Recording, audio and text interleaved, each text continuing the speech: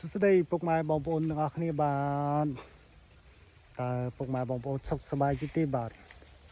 ពេលនេះខ្ញុំធ្វើដំណើរទៅយកគោឲ្យបាទតែ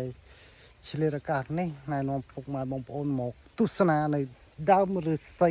ដ៏ស្រស់ស្អាតនៅកន្លងជុំវិញខ្ញុំដូចទៅបាទតោះទស្សនាទាំងគ្នាបាទនេះបាទគឺដើមឫស្សីស្រុកបាទគឺថាស្រស់ស្អាតមែនទែនពុកម៉ែបងប្អូនគឺថាខ្ចីញញក្រឡេកមកឃើញនេះគឺដើមខ្សាំងបាទដើមកសាំងនិងដើមត្នោតបាទគឺថាស្រស់ស្អាតមែនទែនពុកម៉ែបងប្អូនគឺថាបេះតែម្ដងហើយខាងនោះតា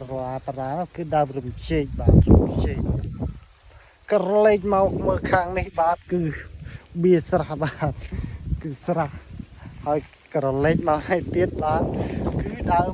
ស្ដៅបាទដើមស្ដៅហើយក្រឡេកមកលើនេះបាទគឺដើមខ្វិតសិតតែផ្លែបងប្អូនហើយសិតតែផ្លែ